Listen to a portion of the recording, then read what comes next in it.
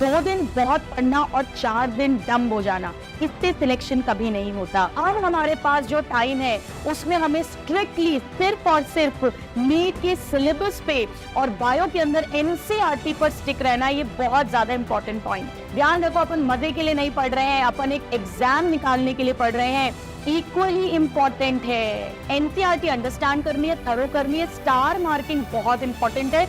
आखिरी का 1 महीना डिसाइड करता है रैंक्स को, 1 महीना बहुत क्रूशियल है, उसकी तैयारी अभी से करनी है। Hello my dear students, this is doctor Akanksha Agarwal, आपकी गुरु माँ, और आज हम बात करने वाले हैं बायोलॉजी में 360 मार्क्स आउट ऑफ 360 स्कोर करने के लिए रामबाण स्ट्रैटेजी पर। क्या है वो स्ट्रैटेजी, आइए समझते हैं। सबसे पहले तो एक बात समझ लीजिए स्टूडेंट्स की 2 दिन बहुत पढ़ना और 4 दिन डम हो जाना, इससे सिलेक्शन कभी नहीं होता। यानी सबसे जरूरी जो है वो है रेगुलर स्टडीज। आप भले ही कितने भी इंटेलिजेंट हो, अगर आपका ग्राफ ऐसे ऐसे रहता है तो सिलेक्शन मुश्किल है। पर आप भले ही एवरेज स्टूडेंट हैं, पर अगर आपका ग्राफ लगातार ग्रो होता जाता है तो आपका सिलेक्शन हो जाएगा। यानी एक बात समझ लीजिए कि अगर आपको बायो में 360 आउट ऑफ 360 आपको फुल मार्क्स, मैं फुल तो नहीं कहूंगी, तो 1-2 क्वेश्चंस तो कभी बहुत ज्यादा tough out of the syllabus जा सकते हैं, बट अगर आपको 340 350 प्लस स्कोर करना है, मैक्सिमम मार्क्स स्कोर करने हैं, तो रेगुलर स्टडीज होना बहुत ज्यादा जरूरी है। तो अगर आप रेगुलर पढ़ने के लिए तैयार है तो ही इस वीडियो को आगे देखना। हर दिन मेहनत करनी पड़ेगी, इक्वल मेहनत करनी पड़ेगी, नीट के एग्जाम के 1 दिन पहले तक मेहनत करनी पड़ेगी। तैयार हो मेरे सारे नादान परिंदे? सो ये है पहला point. Now number 2, very very important, stick to syllabus and stick to NCERT. होता क्या है, जब हमें कोई टॉपिक पढ़ने में मजे आते हैं, स्पेशली जैसे हम ह्यूमन फिजियोलॉजी पढ़ते हैं, तो हम उसको एक्सटेंडेड वे में पढ़ते जाते हैं, हम बहुत सारे एक्स्ट्रा टॉपिक्स भी पढ़ लेते हैं। बट हम यहाँ पर एक कॉम्पिटेटिव एग्जाम के लिए पढ़ रहे हैं, हम कोई पीएचडी नहीं कर रहे हैं, हम कोई रिसर्च नहीं कर रहे हैं, ये बात ध्यान रखिएगा। तो अब हमारे पास जो टाइम है उसमें हमें स्ट्रिक्टली सिर्फ और सिर्फ नीट के सिलेबस पे और बायो के अंदर एनसीईआरटी पर स्टिक रहना, ये बहुत ज्यादा इंपॉर्टेंट पॉइंट है। नाउ कई बार ऐसा होता है, ज्यादातर इनफैक्ट ड्रॉपर्स के साथ ऐसा बहुत कॉमनली होता है कि उनकी 11th वीक रह जाती है, जिस कारण से, और जनरली ड्रॉपर्स में भी पहले 12th कवर कराया जाता है बैचेस में, तो वो 11th वीक की वीक ही रहती है। पर मेरे प्यारे स्टूडेंट्स ध्यान रखो, हमें 11th और 12th दोनों को इक्वल वेटेज देना है। Very very important, they are equally important, because अगर आप देखेंगे तो ऑलमोस्ट 50% पेपर आता है 11-12 से। कभी 1 और 2 क्वेश्चन 11 से एक्स्ट्रा आ गए या 12 से एक्स्ट्रा आ गए, बट ओवरऑल में बात करूं तो almost equal number of question आते हैं। इसी तरह से कई स्टूडेंट्स हैं जिनकी बॉटनी वीक रह जाती है, क्योंकि समझ ही नहीं आता मॉर्फोलॉजी क्यों पढ़ा रहे, और एनाटॉमी टिश्यूज उसमें तो छक्के छूट जाते हैं। प्लांट फिजियोलॉजी, वो Krebs cycle, Calvin cycle, C4, photo respiration, biological classification, plant kingdom learn करने में बड़ी मुश्किल होती है। इकोलॉजी तो पूरा ऐसा लगता है रटने वाला है, तो बॉटनी वीक हो जाती है। जूलॉजी में मजे आते हैं तो जूलॉजी पढ़ते रहते हैं। ध्यान रखो, अपन मजे के लिए नहीं पढ़ रहे हैं, अपन एक एग्जाम निकालने के लिए पढ़ रहे हैं। इक्वली इंपॉर्टेंट है। इनफैक्ट बॉटनी में तो नंबर ऑफ चैप्टर्स ज्यादा हैं, बट अगर आप देखेंगे पिछले साल कई ऐसे चैप्टर्स हैं जिसके कुछ क्वेश्चंस बॉटनी सेक्शन में आ गए, कुछ जूलॉजी सेक्शन में आ गए। तो कुल मिलाकर मैं ये कहना चाहती हूं कि all 38 chapters are equally important. हम कोई भी चैप्टर छोड़ नहीं सकते हैं, हमें मजे आ रहे हो या नहीं आ रहे हो। अगर आपके टीचर मजे से पढ़ाएंगे तो बिल्कुल मजे आएंगे, अगर आप सेल्फ स्टडी कर रहे हैं तो भी। बॉटनी, जूलॉजी, 11-12 यानी टोटल 38 चैप्टर्स हमें पढ़ने हैं अगर हम 350 प्लस 360 मार्क्स लाना चाहते हैं। अब हमें क्या क्या पढ़ना है? Number 1, NCERT. आप कहोगे मैम ये तो सब कहते हैं, बिल्कुल सही बोल रहे हो आप, ये सब कहते हैं। पूरा इंडिया का हर टीचर एनसीईआरटी पढ़ाता है और इंडिया का हर स्टूडेंट एनसीईआरटी पढ़ता है बायो में। हर कोई कहता है कि पेपर पूरा एनसीईआरटी से आता है, सालों से आ भी रहा है। फिर भी हर स्टूडेंट के 340 प्लस मार्क्स क्यों नहीं आते, बल्कि 300 प्लस ही बहुत कम के आते हैं, 280 प्लस ही बहुत कम के आते हैं। क्यों? क्योंकि एनसीईआरटी को रटना नहीं है, एनसीईआरटी को समझना है, थरली अंडरस्टैंड करना है, उसके बाद लर्न करना है। मेरे स्टूडेंट्स जानते हैं, मैं हमेशा बोलती हूं कि एनसीईआरटी उस समंदर की तरह है जिसमें गोता लगाओगे तो आपको मोती मिलेंगे। हर बार एनसीईआरटी जब आपके टीचर पढ़ाएंगे तो आपको कुछ नया समझ में आएगा कि यार ये तो मालूम ही नहीं था, देखो एनसीईआरटी में लिखा है। कई बार ऐसे क्वेश्चंस आए हैं जो एग्जाम नीट में आने के बाद स्टूडेंट पूछते हैं और हम लोग बताते हैं ये देखो एनसीईआरटी की लाइन है। तो एनसीईआरटी की every line, line by line understand करनी है और लाइन बाय लाइन उसके बाद लर्न करनी है। ये हम भूल जाते हैं और ये बहुत इंपॉर्टेंट है, समझना है। NCERT is a beautiful book, पर बड़ी बोरिंग सी लगती है क्योंकि कोई हेडिंग, सब हेडिंग, कलर ज्यादा नहीं है। इनफैक्ट एनसीईआरटी के डायग्राम के नीचे जो लेबलिंग होती है वो तक इंपॉर्टेंट है। जैसे बाइसेक्सुअल फ्लावर का एग्जाम्पल केवल डायग्राम के नीचे लिखा है। बायोटेक्नोलॉजी का एक पॉइंट आरओपी केवल एनसीईआरटी के डायग्राम में नीचे लिखा है। ऐसी कई जगह पे लेबलिंग्स है, जब हम पढ़ाते हैं तो बताते हैं आप लोगों को। तो सबसे पहले अपन ने एनसीईआरटी को समझा और लर्न करना है। उसके बाद में हमें मल्टीपल चॉइस क्वेश्चंस लगाने हैं, एनसीईआरटी बेस्ड ही। उल्टा सीधा नहीं करना है। मैं फिर कह रही हूं, रिसर्च के लिए नहीं पढ़ रहे हैं, पीएचडी के लिए नहीं पढ़ रहे हैं। How many questions, that depends from chapter two chapter. मैं फिर से कहूंगी, बायो एक थ्योरेटिकल सब्जेक्ट है, तो क्वेश्चंस के नंबर करना ज्यादा इंपॉर्टेंट नहीं है। थ्योरी लर्न होना, बार बार रिवाइज होना ज्यादा इंपॉर्टेंट है। क्वेश्चंस ऑफ ऑल टाइप्स, ये भी इंपॉर्टेंट है। Statement wise question, assertion, reason, match the column, सबकी हमें प्रैक्टिस करनी है। ये बहुत इंपॉर्टेंट है अगर आप बायो में 360 मार्क्स लाना चाहते हैं, क्योंकि किसी भी साल, जैसे 2022 में एआर बहुत ज्यादा आ गए, स्टेटमेंट वाइज ज्यादा आने लग गए तब से, और 2023 में वापस से मैच द कॉलम्स कर दिए, स्टेटमेंट वाइज कर दिए। तो किसी भी साल कुछ भी हो सकता है, तो all types have to be practice. उसके बाद में फिर हमें पीवाईक्यूज करने होंगे। अब पीवाईक्यूज वो 30 इयर्स के लगाने की जरूरत नहीं है। प्रीवियस ईयर क्वेश्चन 2008 से 23 के करने हैं, बट थरली करने हैं, अंडरस्टैंड करके करने हैं। PYQs as it is repeat होते हैं। रिप्रोडक्टिव हेल्थ में हार्मोन कंटेनिंग आईओडीज 4-5 बार साल रिपीट हुआ है। नॉट इनक्योरेबल या इनक्योरेबल या क्योरेबल सेक्सुअली ट्रांसमिटेड इन्फेक्शन कितनी बार रिपीट हुआ है। ये डायरेक्ट क्वेश्चंस रिपीट होते हैं। स्पर्म का वो पाथवे, रेटेटेस्टिस, वासा फ्रेंशिया कितनी बार रिपीट हुआ है। तो direct as it is questions repeat होते हैं। अंडरस्टैंड करना, थोड़े से ऑप्शंस बदलते हैं पर टॉपिक रहता है। तो पीवाईक्यू केवल रटना नहीं है, ये इंपॉर्टेंट है, रटना नहीं है, पर पीवाईक्यू बहुत इंपॉर्टेंट है। उस टॉपिक को अच्छे से अंडरस्टैंड करके फिर उसे सॉल्व करना है। और इसके बाद ऑफ कोर्स हमें टेस्ट देने हैं और टेस्ट का एनालिसिस करना है। आप जहां भी दे रहे हो, जो भी अच्छे क्वेश्चंस हो टेस्ट के, उसे अलग से रजिस्टर में लिख लिया करो।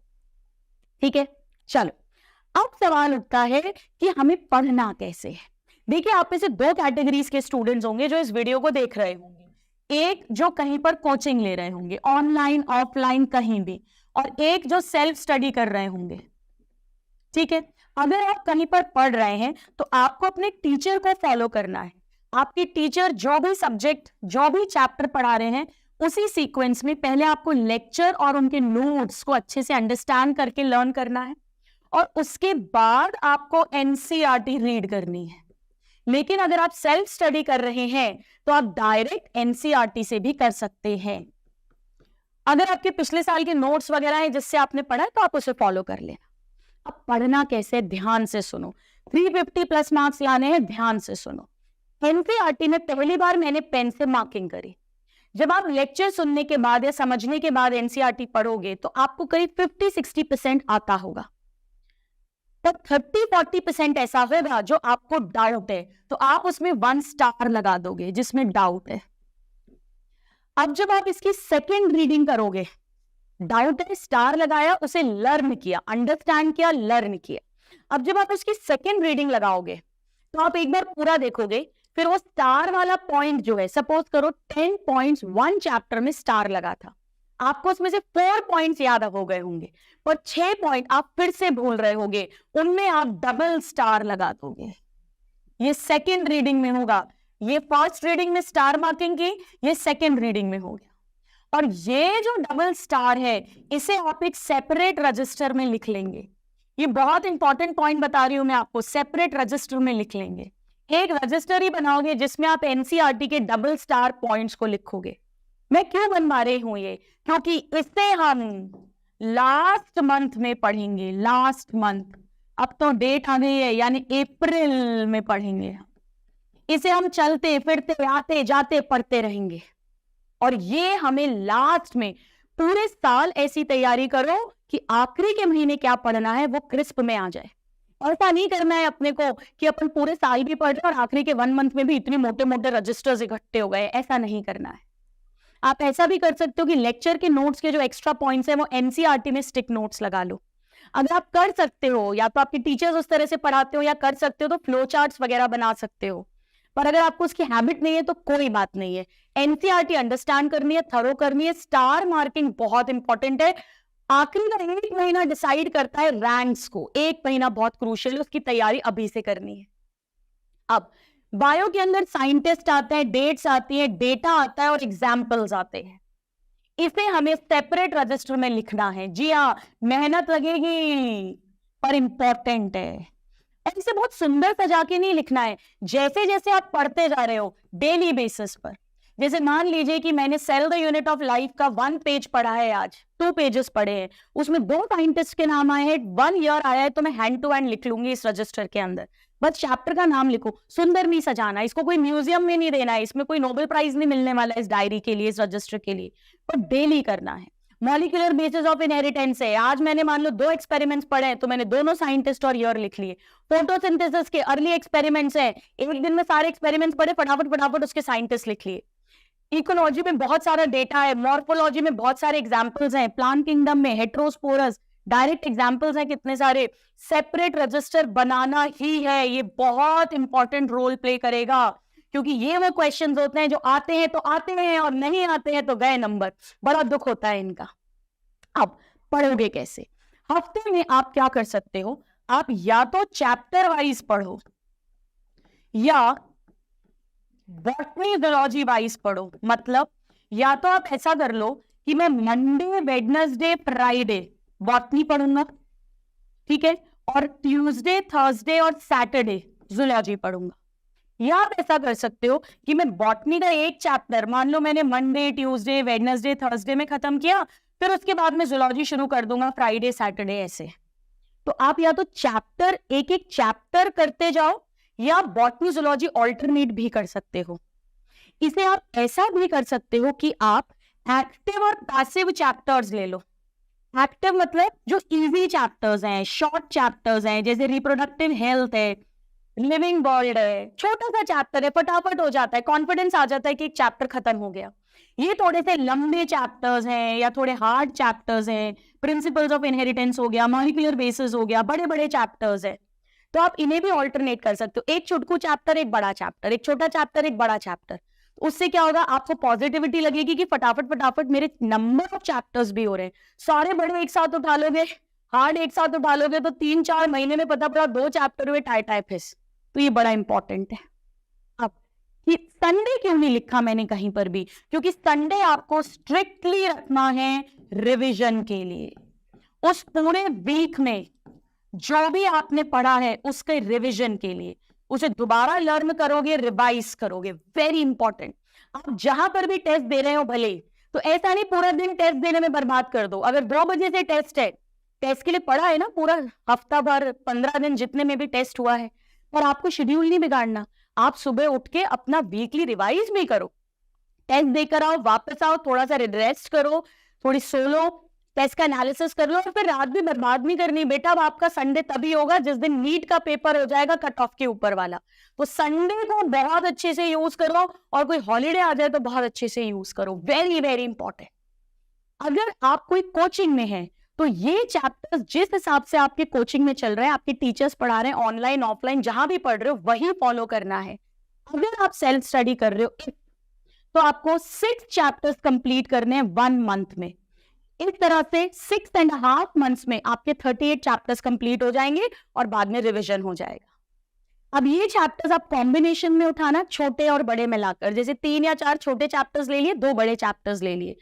टाइम टेबल आप खुद से बना सकते हो, ठीक है। चलिए, अब ये छोटे छोटे पॉइंट्स है, बट आपको करना पड़ेगा ना। वेरी वेरी इंपॉर्टेंट, एनसीईआरटी की समरी ये स्टूडेंट्स मिस कर देते हैं। कितने सारे ऐसे पॉइंट्स हैं जो एनसीईआरटी की सिर्फ समरी में लिखे, थ्योरी में कहीं नहीं, और क्वेश्चंस आते हैं। इनफर्टिलिटी 2 years का अनप्रोटेक्टेड सेक्सुअल कोहैबिटेशन के बाद होती है। ये बात सिर्फ समरी में लिखी है, थ्योरी में कहीं नहीं लिखी है।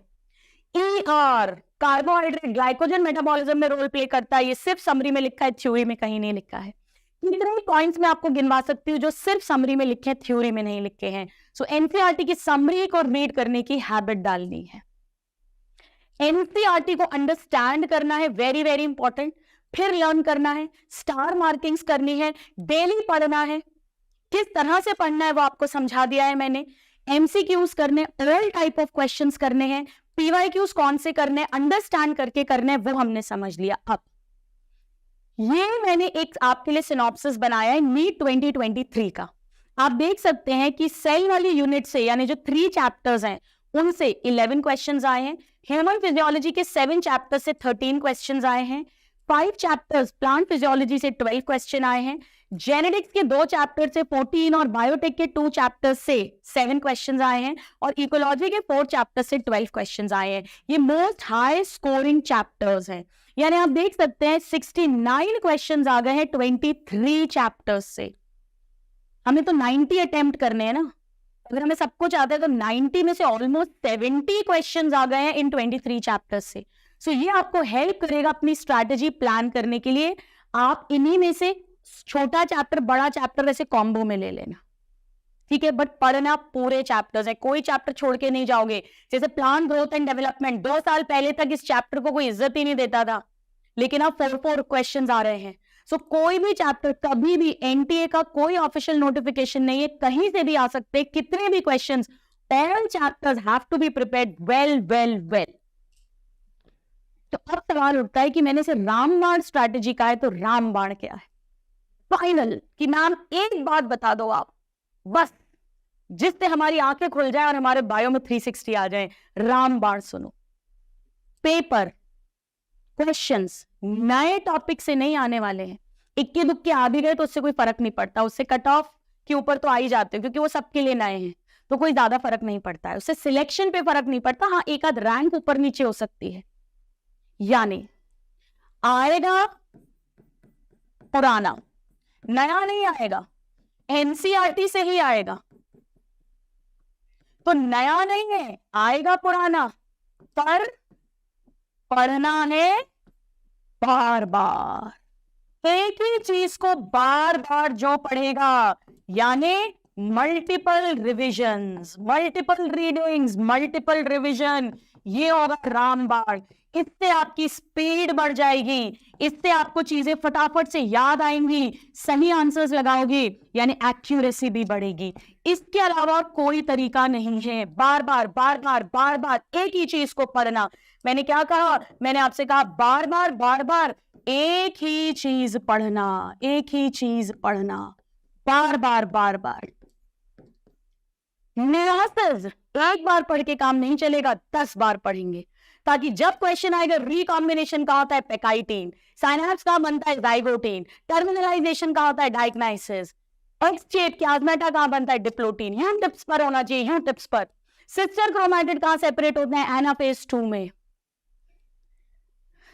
होमोलोगस क्रोमोसोम कहां सेपरेट होते हैं? एनाफेज 1 में। ये रटा होना चाहिए, टिप्स पर होना चाहिए। जितनी स्पीड है और सही आंसर्स दे रहा है तेजी से, ये सिर्फ और सिर्फ बार बार बार बार एक ही चीज पढ़नी है। नए नए क्वेश्चंस के पीछे मत भागो, नए नए टॉपिक्स के पीछे मत भागो, 10 किताबों के पीछे मत भागो।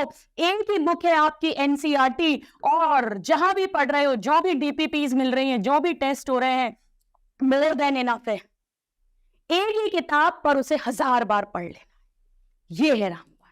करेंगे मेरे सारे नादान परिंदे? तो हम इस स्ट्रैटेजी को फॉलो करेंगे, रेगुलरली फॉलो करेंगे, पूरे नीट के एग्जाम के दिन तक फॉलो करेंगे, और बायो में 350 प्लस, 360 नहीं बोलती, 350 प्लस, और भगवान करे, ईश्वर करे, आप सबके 360 आउट ऑफ 360 आ जाए। मेरी सारी दुआएं आपके साथ। All my love, all my blessings, God bless you all, thank you.